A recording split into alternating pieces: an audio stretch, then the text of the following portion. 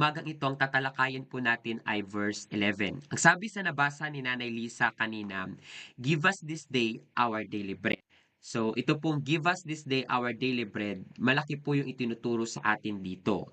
Kasi dito po pumapasok yung paglapit natin sa Diyos araw-araw. Hindi siya parang supply na ibinibigay sa atin ng Panginoon sa buong taon, kundi araw-araw. Give us this day our daily bread.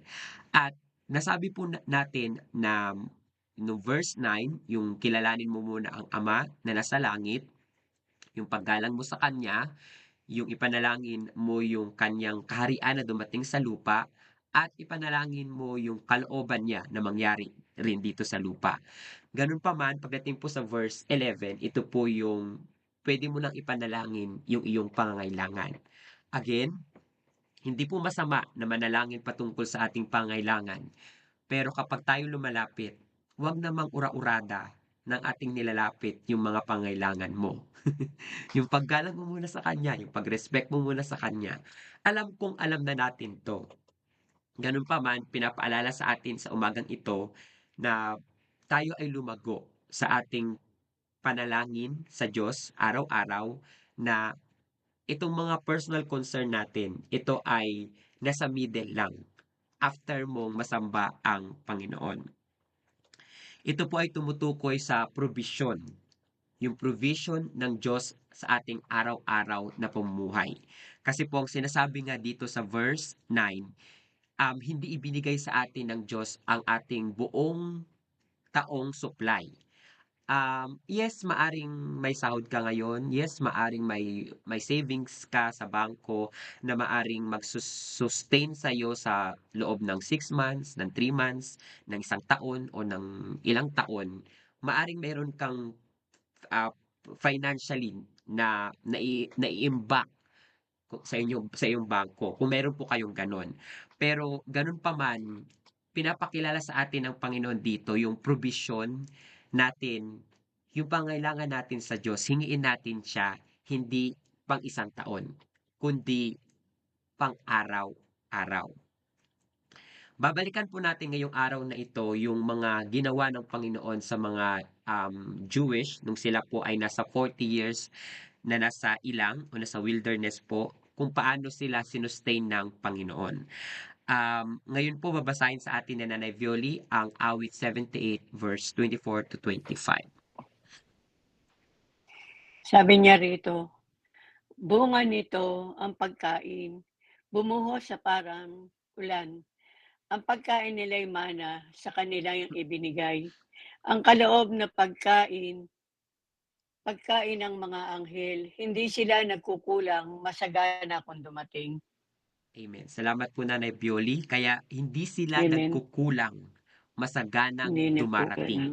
dumarating. Yan po ay araw-araw na dumarating sa kanila.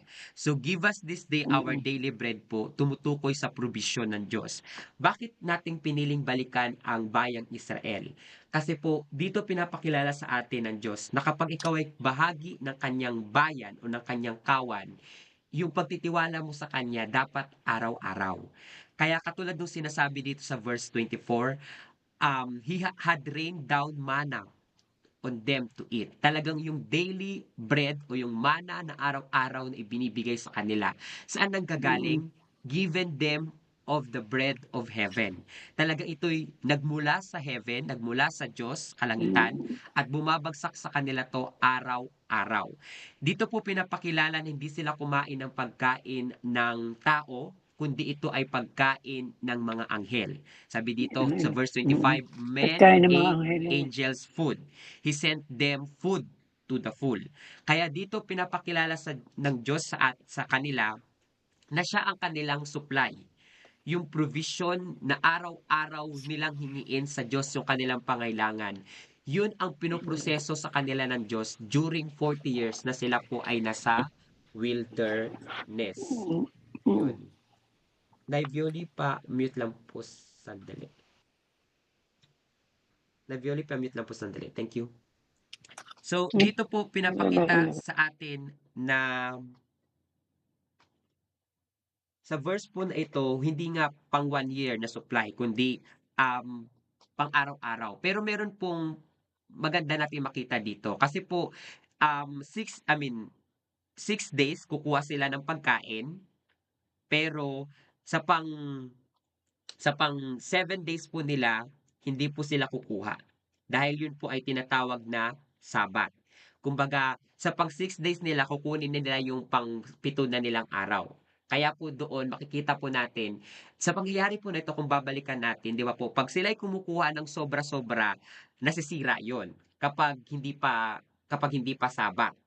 Pero kapag kumukuha sila ng pangkain nila doon sa araw ng Sabat na, hindi nasisira.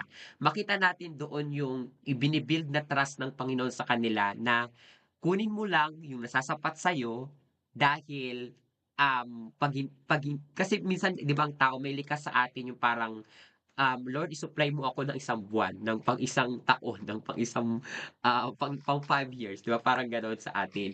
I mean, may balance po doon. Hindi ko sinasabi na hindi tayo mag-ipon kasi meron din namang sinasabi sa Psalm na yung mabuting lingkod ng Panginoon, nag-iiwan siya ng wealth niya sa kanyang mga kaapu-apuhan.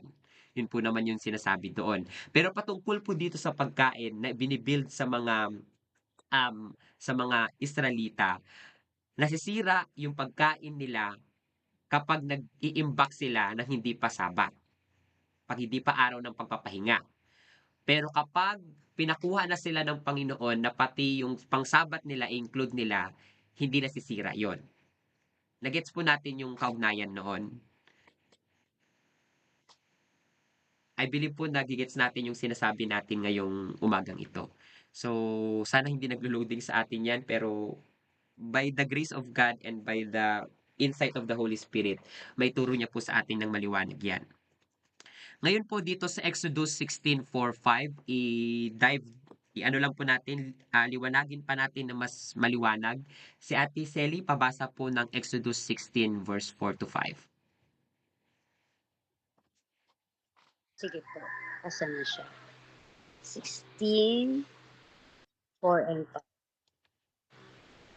Sinabi ni Yahweh kay Moises, pauulanan ko kayo ng tinapay mula sa langit. Araw-araw, palalabasin mo ng bahay ang mga tao para mamulot ng kakainin nila sa maghapon. Sa pamamagitan nito'y susubukin ko kung susunod sila sa aking mga tagubilin. Mhm. Tuwing ika-6 na araw, doble sa karaniwan ang kanilang pupulutin at ihahanda. Ayan, salamat po. So dito po pinapakilala sa atin na inutusan ni Yahweh si Moises na sabi niya po 'di ba diyan, "Behold, I will rain bread from heaven for you." So makikita natin dito na ang Diyos mismo ang supply, siya ang source ng income natin. Pinapakilala niya po sa bayang Israel na siya ay magpapaulan ng pagkain. Ito pong nangyari po na ito po ay tawag dito, beyond po sa natural. At I believe po hindi na 'to mauulit sa kapanahunan natin ngayon. Hindi na magpapaulan ang Diyos ng bread mula sa langit kasi po makikita natin dito yung ito ay specific lang na nangyari sa sa bayang Israel kasi sila ay nasa wilderness at that time. Pero ngayon po wala tayong makikita na ang Diyos magpapaulan ng tinapay o ng pagkain mula sa langit. Pupuwedeng gawin ng Diyos, pero ngayon po gumagamit siya ng even yung kahit yung work natin, yung trabaho natin, o yung skills natin, yung galing natin para tayo ay i-provide. Pero wag nating kakalimutan na ang Diyos ang ating supply sa pang-araw-araw. Dito po pinapakilala everyday, mamumulot sila. May test po para sa kanila ang Panginoong Yahweh. Kasi ang sabi po diyan, gusto niyang i-prove sa mga tao whether sila ay susunod sa kanyang mga utos or hindi. At yun ang maliwanag niyang utos. Ito po yung sinasabi ko kayo sa verse 5. And it shall be on that 6th day, sa pang-anim na araw, sila po ay kukuha ng pang-7 na nilang araw. Twice po silang kukuha. So let's say for example, Monday to Friday, kukuha ka ng pang-araw-araw mong pagkain. Pero sa pang-Saturday mo, kukunin mo pati yung pang-Sunday mo. Saturday lang po na mangyayari yon. Pero hindi yun mangyayari sa pang-araw-araw. Kasi nga sa pang-araw-araw, kapag nag-imbak ka ng mas sobra, mapapanis, masisira. Pero kapag Sunday, I mean pag Saturday, mapapansin mo na hindi masisira yung pagkain mo para sa pang-Sunday. Ganun po yung nangyayari sa bayang Israel nung panahon na ito. Dito po ipinapakilala sa atin ng Diyos na talagang may test siyang ginawa doon sa mga Israelites. At kung babalikan po natin dito sa mga pangyayari na ito, ang kauna-unahan na sumuway sa kautusan nung ito ay ibinabana ni Moises ay yung sumuway doon sa Sabat. Yung first breaker ng Sabat po yung nagpulot ng stick ng panggatong sa araw ng Sabat. At anong nangyari sa kanya? Pinagbabato siya hanggang sa mamatay. Kaya dito po sa Old Testament, kapag hindi ka sumunod sa kautusan ni Yahweh, talagang patay ang aabutin mo. Kaya dito po makikita natin, magpapasalamat tayo kasi nasa bagong tipan na tayo. Dito pinapakilala lang sa atin yung pag-trust natin sa Kanya. Yung provision ng Panginoon na magtiwala tayo sa Kanya na kaya niya tayong isupply sa ating pang-araw-araw na pangangailangan. Tumawid po tayo sa unang Timoteo 4:3 to 5. Ate Tin, unmute na po at pabasa ng unang Timoteo 4:3, 5. Ipinagbabawal nila ang pag-aasawa at ang ilang uri ng pagkain, kahit na nilikha ng Diyos ang mga pagkain ito, para tanggapin ng may pasasalamat ng mga sumasampalataya at nakakaalam sa katotohanan. Sapagkat ang lahat ng nilikha ng Diyos ay mabuti at dapat walang ituring na masama kung tinatanggap ng may pasasalamat, dahil nililis ito ng salita at ng Diyos at ng panalangin. Okay, salamat po. So, give us this day our daily bread. So, dito po yung provision nga na pinapakilala ng Panginoon. So, in-establish po natin na doon sa Old Testament, kailangan mong lumapit sa Diyos sa pang-araw-araw mong pangailangan kasi ikaw ay susupply niya, katulad ng bayang Israel. Diyan sa Psalm 78, sa Exodus 16, makikita po natin dyan. At yung kalooban ng Panginoon pagdating sa bagong tipan po, na talagang yung trust natin sa Kanya, yung pananampalataya natin sa Kanya, na tayo ay mabuhay sa pananampalataya. Katulad ng sinasabi sa Galatians 3:11. Dito po sa binasa ni Ate Tin, ito pong unang Timoteo po, ito pong context na to, sinasabi ni Paul kay Timoteo, merong mga spot na maiispatan mo o makikilala mo yung mga false prophets. Ang mga false prophet po na binabanggit dito, yung description ng false prophet, mula pa sa verse 1, sinasabi po dyan na sila ay mga deceiving spirits, sila po ay mga doctrine ng kaaway, ang kanilang ituturo. Sa verse 3 po, ipagbabawal nila ang pag-aasawa. Kaya kung meron po kayong nababalitaan na may mga pinagbabawal na mag-asawa, yun po ay description ng mga false teachers o false prophet. Pangalawa po, meron silang ipinagbabawal na pagkain. Meron silang pinagbabawal na pagkain, which is katulad ng sinasabi natin sa verse kanina na give us this day our daily bread. So makikita po natin dito patungkol sa pagkain, meron silang pinagbabawal. Kasi ang pagkain po, ito ay nilikha ng Panginoon na kailangan po siyang tanggapin with thanksgiving. Kaya nga, pag tayo ay nananalangin, tayo po ay nagpipray. Kapag tayo po ay kumakain, tayo po ay nagpipray, di ba? Nire-receive natin to, tinatanggap natin to na may pagpapasalamat. Salamat Lord na mayroon kaming pagkain sa aming hapag. So, tayo po ba ay nagpipray pa sa pagkain or dire-diretso na lang tayo kumakain?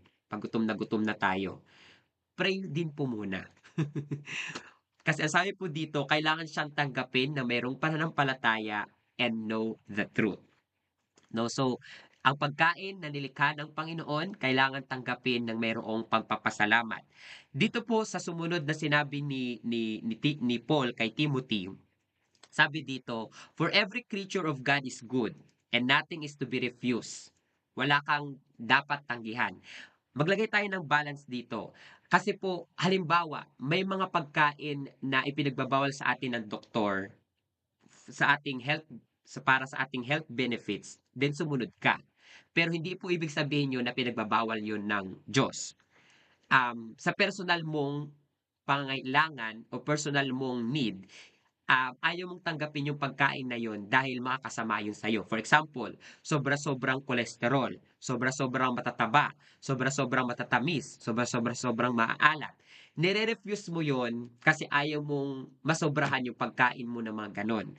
Pero dito po sa verse na to, sinasabi ni Paul na lahat ng nilikha ng Diyos ay mabuti at hindi siya kailangang i-refuse, hindi siya kailangang pagbawalan.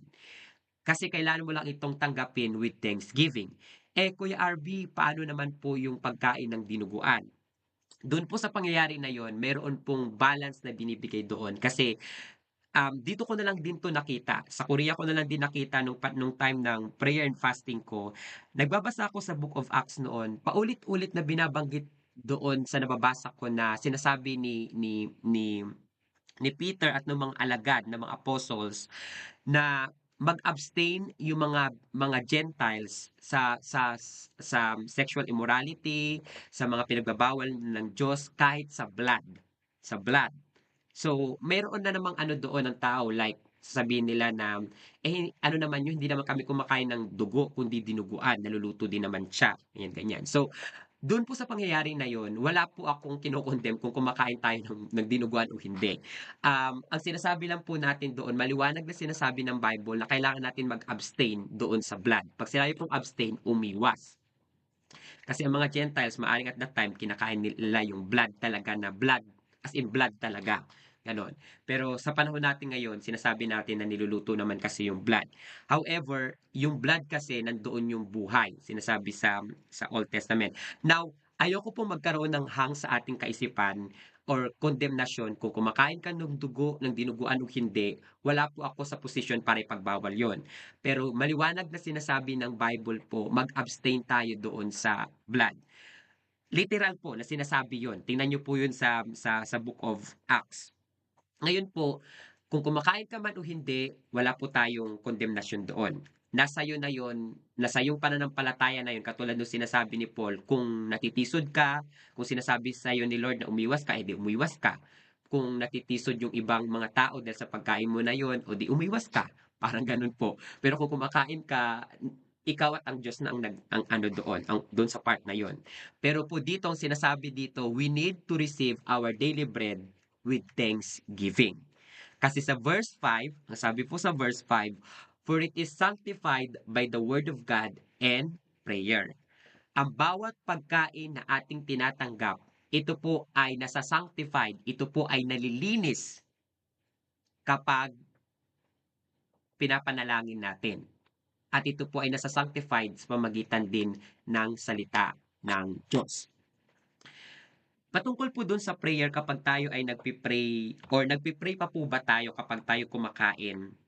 Dahil mayroong mga pag-aaral ng mga Christian sa US po na mayroong kaibahan kapag pinagpipray nila yung pagkain o hindi.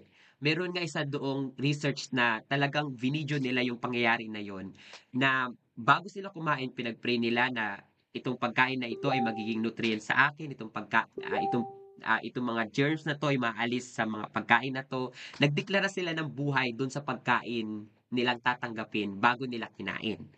At doon po sa pangyayari na yon, nakita doon na talagang merong epekto yung pagkain ipinagpray mo at sa pagkain hindi mo ipinagpray. Kaya nga, dito makikita natin, kapag kapag po tayo ay kumakain, ipanalangin muna natin. Pagkilala na ang Diyos ang nag-provide sa atin, kasi ito po yung nagiging practice ko pag ako nagla-lunch break ko kumakain.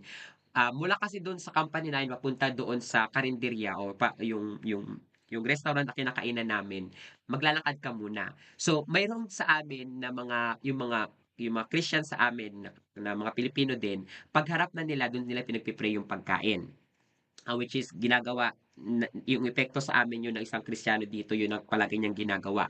Pero may mga pangyayari din minsan na dahil sa kulang na yung time, habang naglalakad ako, pinagpipray ko na yung pagkain. Like, Lord, tinatanggap ko to ng mayroong pagpapasalamat. Kinikilala ko, Lord, na ikaw ang nag-provide sa aming company. Ikaw ang nag-provide, yung mga nagluto nito, Lord. Bless the works of their hands. Cleanse this food, Panginoon. Ikaw po ang mag-sanctified neto. Tinatanggap ko siya ng mayroong pagpapasalamat at kakainin ko lang yung pagkain na nararapat sa aking katawan. Hindi sobra-sobra at yung sapat na pagkain na aking tatanggapin. Doon nyo po ine-elaborate yung sinasabing give us this day our daily bread. Yung pagkilala mo na ang probisyon ay nanggagaling sa Diyos. At kahit yung pagkain iyong tatanggapin, hindi siya makakasama sa iyo, kundi makakabuti. Kaya po ko po tinatanong sa inyo kapag tayo ay kumakain, nagpe-pray pa ba tayo? Or dire-diretso na lang tayong sumusubo kapag tayo gutom na o gutom na gutom na. Kasi po, malaki po yun na parang impact sa atin. Hindi lang religiously natin gagawin, kundi kinikilala mo na ang pinagmumulan ng iyong kinakain sa pagkainan ay nagmumula sa iyong limitless na God na nasa heaven. Pero every time na humaharap ka sa pagkain, ipag-pray niyo po siya. Ngayon po, kapag tayo nananalangin sa Tagalog, sasabihin natin na pakalinisin niyo po ang pagkain na aming tatanggapin. Maaari yung nagluto na yon ma-offend siya kasi isipin niya, malinis ba to o hindi? Or naghanda ba ako ng hindi malinis o hindi na pagkain? Kaya minsan, yung joke lang po ito, minsan sinasabi na lang natin yung word na English na sanctify this food, Lord. Parang para hindi na ma-offend yung mga nagluluto no na naghahanda nun. Pero kapag Kristiyano ka, dapat maintindihan mo, hindi patungkol sa paghahanda mo yung pinagpipray nila. Hindi nila pinagpipray na pakalinisin ni Lord kasi hindi malinis yung pagpe-prepare mo ng pagkain. Hindi po yun ang concern. Hindi kasi natin alam na mula sa palengke, ngayon 'di ba ngayon sa palengke ine-inject na yung mga pagkain para tumaba or para tumagal yung buhay. Hindi natin alam yung prosesong pinanggagalingan. Mula pa lang doon sa harvest, pag nasa palengke na, kapag binili na natin, hindi natin alam yung prosesong pinanggagalingan. Kaya kapag tayo ay humaharap sa pagkain, napakahalaga na ipinagpipray natin ang pagkain na ating tinatanggap sa pang-araw-araw. So, yun lang po ang ating punto de vista sa umagang ito. Dalangin ko po na tayo ay napalakas. Give us this day our daily bread. Ito po ay tumutukoy sa provision natin. By next week po, tatalakayin naman natin yung natitirang verse 13,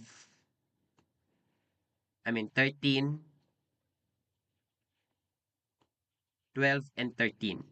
Yun po yung tatalakayin natin dito sa model prayer. God bless everyone.